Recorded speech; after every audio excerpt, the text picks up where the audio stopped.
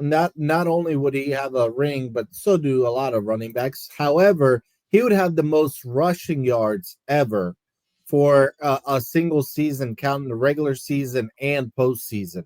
Right now, Terrell Davis holds that. They won the Super Bowl in '98 when he did that. All Saquon needs is 30 more yards to break that. He is currently 59 carries behind. So he's not going to have 59 carries, obviously. So, and he's going to get 30 yards for sure. So it all comes down to, do you get the win? So that's all it is. He needs to win and he needs 30 yards. No doubt about it if he gets those two things. And if that all happens, no one will care anymore whether he ran for 2,000 or not. I know we all wanted that for him. However, the bigger thing is getting that title. And if they get it, then it was the right decision. So, yes, with 30 more yards and a win over the mighty Kansas City Chiefs, it would be the best season ever for a running back. Okay. I'm gonna agree with you right there. The only comparison will be Terrell Davis, and that's because he ran for $2,000 and he won the Super Bowl. But like you said, he's 30 yards short. 30 yards short, he'll get that. So if he wins, even if he gets it, but he doesn't win, he won't have the best season for a running back. But if he gets it and they win, best season by far. He did run for 2,000. He just didn't get the record, right? Yeah, he went over 2,000. He went over 2,000. Yeah, he ran for 2,000. He did. I'm tripping. I meant the record. Yeah. Yeah. So I mean, yeah, I'm on board with that, man. I believe that this is the best season for a running back ever. If he does that, my question I want to spin off of this one is he better than a healthy Christian McCaffrey now? Is he the best running back in the league? Yes. Everybody's happy. I think you have to say that after this year and McCaffrey was hurt. So yeah. However, if they lose, he's going to end up in the same situation McCaffrey did last year, where he had a great year, got to the Super Bowl, and then they lost. So he needs. I think he is better regardless because McCaffrey was hurt this year, so he didn't follow it up with anything. But Saquon would definitely solidify that with the win, though. Both of them healthy. Who you got? Am I going for like another season or what? Yeah, another season. I'll take McCaffrey because I think McCaffrey's better at catching the ball. But that's if they're both healthy or whatever. No knock to Saquon. What about you, X? I'm taking Saquon. And I mean, it's no disrespect to McCaffrey. I'm kind of like the same what Yvonne said. It's no disrespect towards McCaffrey. Saquon is just, man, generational, man. To me, like, it's just, this dude is ridiculous, man. He does things, and of course, Christian McCaffrey does things that's crazy as well. But I just think that, man, Saquon, bro, that's insane. That's insane. I also think, though, that Christian McCaffrey runs the ball better, actually, because he'll get like 6-7 yards consistently. Saquon can just bust them more often, but he also will get knocked back for more negative yards, too. So it's like it's bittersweet in a way. Like certain plays, like he'll give you -3 yards on many rushes, but then he can also bust out for 60 yards any minute. So I don't know. It's all preference, I think, with those type of players. So who's third? You talking about moving forward or just resume wise? Moving forward. I'd say Bijan. Really? Moving forward. Okay. I'm not gonna listen. I like what he just said, so I don't want nobody to say, "Oh, X, because I think Bijan's a monster." We talked about it, but I'll just throw another name out there. I think Jahmyr Gibbs is special, man. I do. I think he's special. Not saying I would take him over, but I think that they're neck and neck. And he's so explosive. He gets he's like kind of like Chris Johnson and Alvin Kamara mixed, bro. He gets a little alley and good night, sweetheart. So yeah, I think Jameer Gibbs is just so. And coming in the draft, I said he would go first round. People thought that was before they actually put him in the mock draft as for his first round. And people thought I lost my mind when I said that. Keo for sure. Man, I compare Jamar Gibbs to Jamal Charles. Okay. I think that's a good comparison for him. That's solid.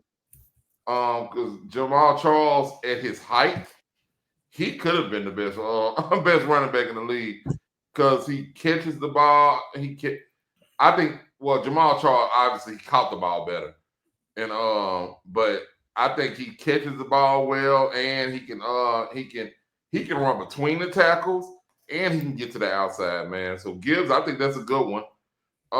That's a good one, but I still can't take either one of them guys over Henry, bro. I knew you was going to say it. I knew you was one of them over Henry.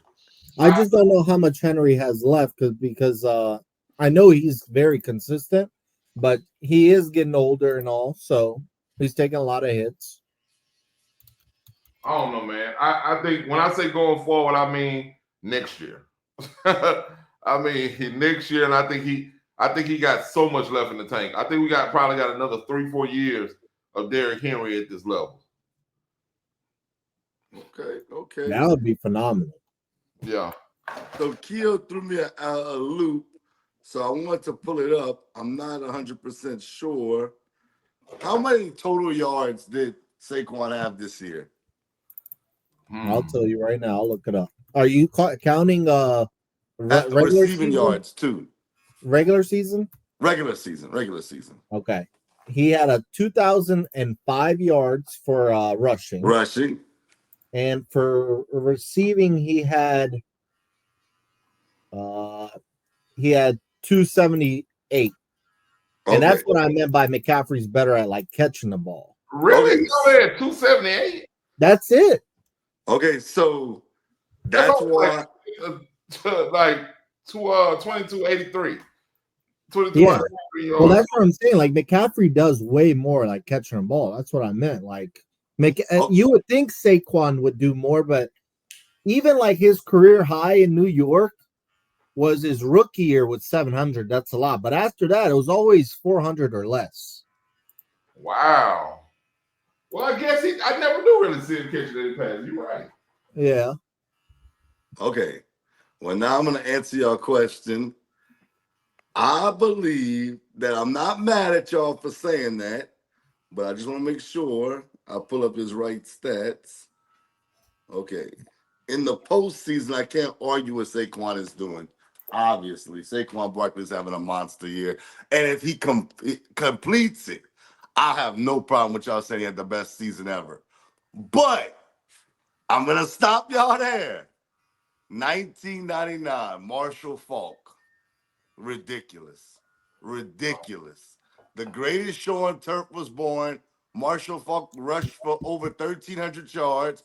Granted, that's a lot less than Saquon, but he caught the ball for 1,000 yards that season. He had 1,000 receiving yards that season on 80. I think 87 either catches, some crazy number. Marshall Faulk's season, they ended up winning the Super Bowl. The greatest show on turf was born. And if you remember, I know you to remember this. I know Yvonne's a student of this game as well. But Trent Green was supposed to be the starting quarterback when that season started. Kurt Warner comes in. So really a backup quarterback. And I'm not saying Kurt Warner played phenomenal, but Marshall Faulk was just ridiculous that year, man. I remember watching Inside the NFL, and they were talking to Ray Buchanan before the game. They were playing the Rams, Atlanta, and he said, "Man, it looks real dim in this stadium. I mean, this dome." He said, "No need to worry. The Rams are gonna light it up." I'm like saying to myself, "Dude, you going against them? What are you talking about?" So yeah, I think that Marshall Faulk season 99, winning the Super Bowl, obviously in January 2000, that to me is legendary. But if Saquon closes the deal and beats Patrick Mahomes, because no disrespect, rest in peace to Steve McNair. I mean, the Rams were a better team. We're not doing that. We're not doing that. The Titans was good, but they weren't a better team in my opinion. Nah. But this is close. This is close. So I'm gonna go. If Saquon can close the deal, this will be the best season from start to finish. Terrell Davis is definitely in that mix as well, though. I'll take Terrell over Marshall. Marshall, Nah. 1,300 yards. This man got 2,000 yards. Dog, he had more yards total than Saquon Barkley had. Yeah, but most of them. Name a running back that had over 1,000 yards rushing and receiving. McCaffrey did that with the Panthers. And won a Super Bowl in the same year. Right. That's what makes it impressive. That's crazy. I get that. I'm just saying 1,300 is far away from 2,000. Yeah, but if I'm lining up at wide receiver and you put your best corner on me, I'm not lining up in the backfield every play. Yeah, I know that Rams team, they lined him up as a receiver a lot. That's what I'm saying.